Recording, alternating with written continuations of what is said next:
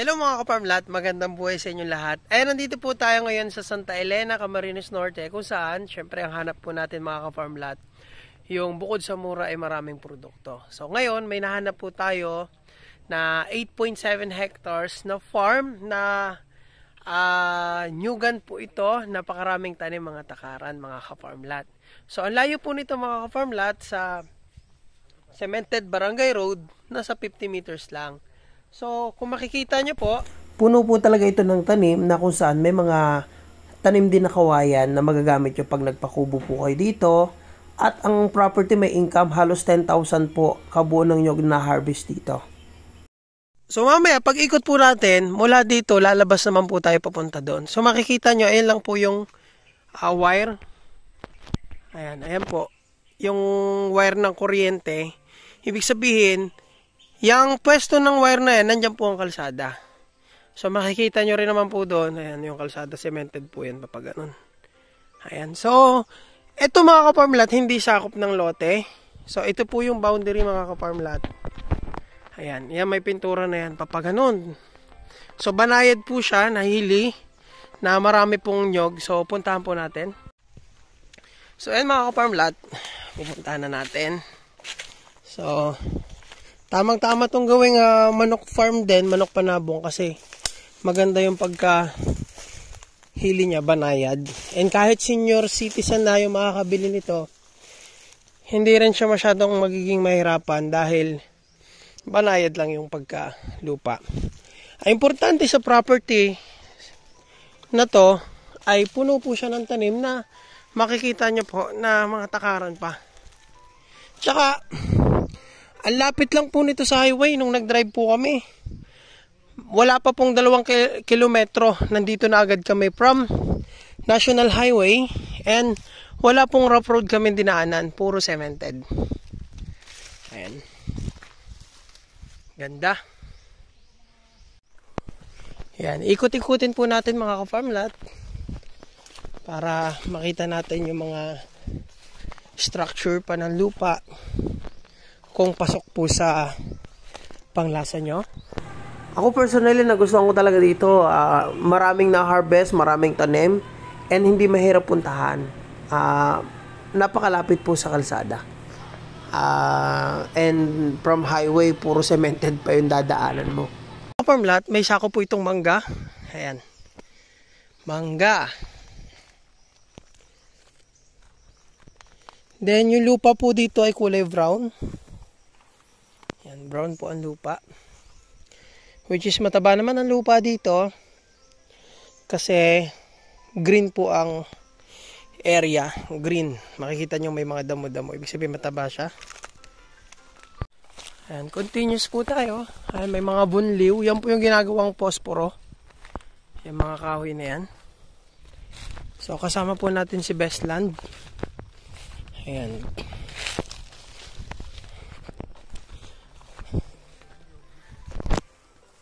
So, first time ko pong makasama ng kasama nating kaibigan nating agent na naka-black shoes pa sa tripping. Yan, para baka daw po may in love na diwata. May kamyas po. Pang-asim, ayan. Kamyas. Ganda. Punta pa tayo sa unahan. So, tama-tama rin po ito lagyan ng bakat, kambing. Kasi yan, may mga damo-damo po siya. Tsaka mami-maintain pa yung property.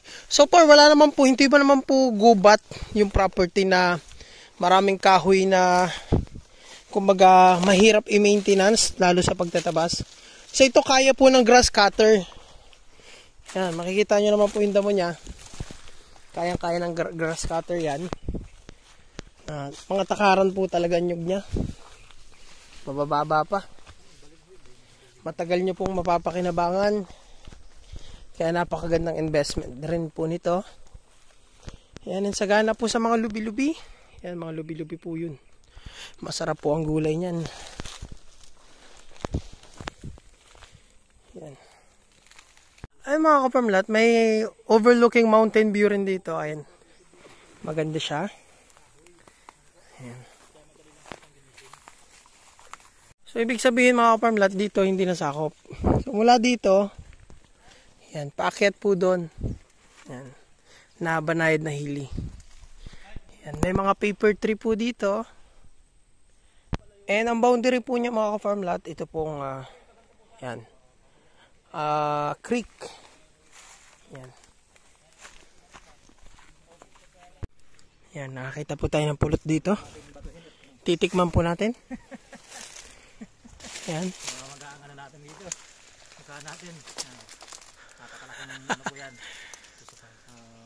Anong bubuyog talaga yan? Hindi po yan. Yung wild.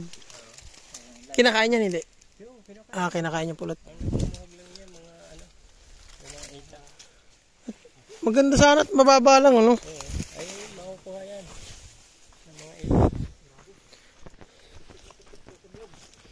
Ayan. Yan, dito. Sobrang ganda. So, sakop pa rin po yan. Yan, sir, sakop pa. Mananabi. Papunta doon. So, ibig sabihin, sakop talaga to. Ay, grabe mga ka-farm lot. Talagang siksik sa tanim na mga takaran pa. Kaya,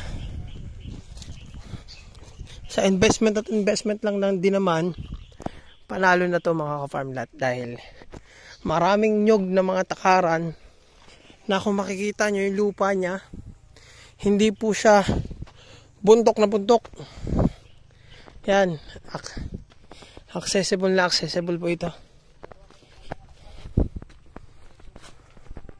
Yan, may sako pa pong kawayan kung papagawa kayong kubo. Oh, panalo to. Yan. Panalo. Oh, dasik sa nyog. So, ang ganda pa po ito. Ang ganda mga ka-farm lot.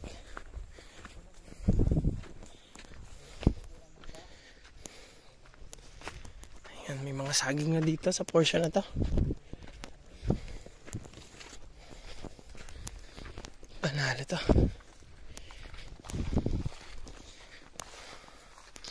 Ayan. Dami nyog oh. Oo. Ganda. Nyog at saging ang combination po sa lugar na to. Na may mga kawayan.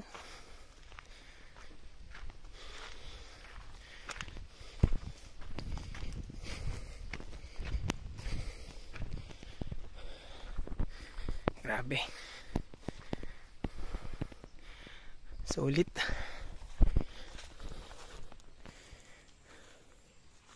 Ayan. So makikita nyo po na mga konting lakad lang. Mga 1 minute na lakad.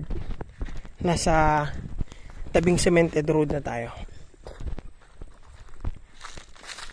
Ayan, ayan po yung kalsada.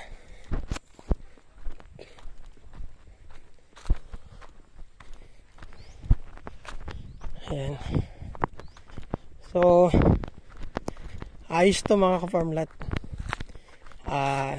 Isang property na maraming tanim, hindi naman po masyadong hili, banayad lang, malapit sa highway, and cemented road, halos yung dadaanan.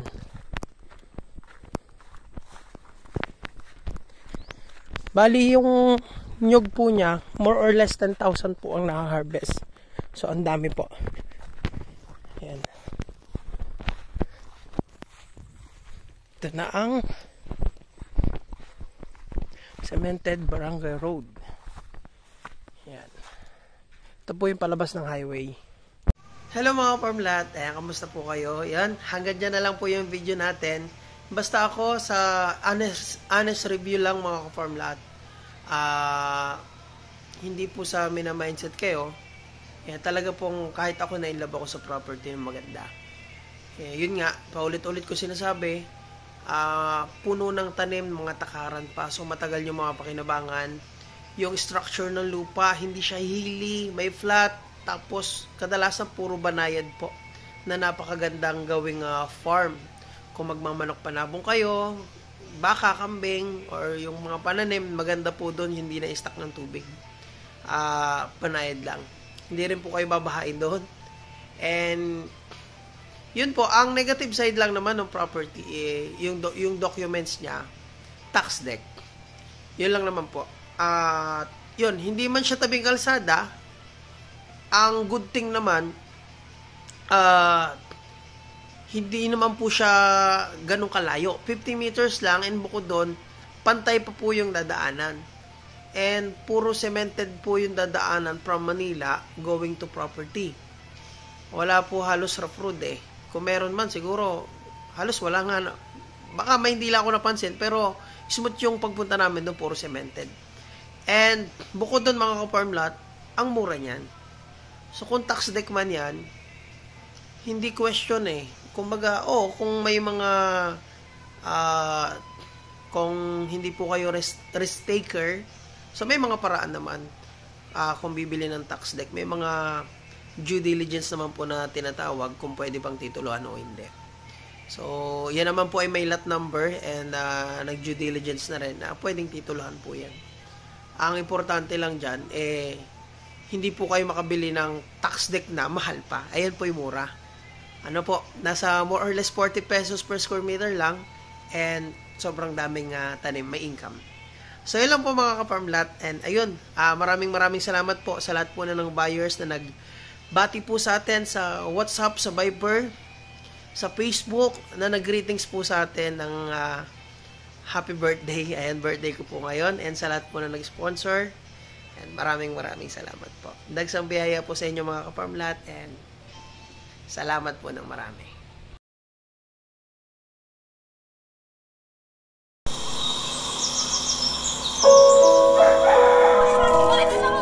Ang sarap mamuhay sa probinsya. Sariwang hangin at ang sarap sa tenga ng tawa ng mga bata. Ang sarap dito tumanda.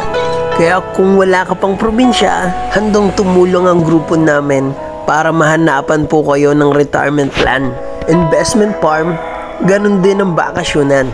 Kaya tara na, dito sa Quezon Province, habang mura pa ang mga lupa. Kaya sa mga nais pong mag-inquire, ayan po ang ating FB account, Facebook page, WhatsApp and Viber. Para sa susunod, kayo naman po ang maserbisyoan namin.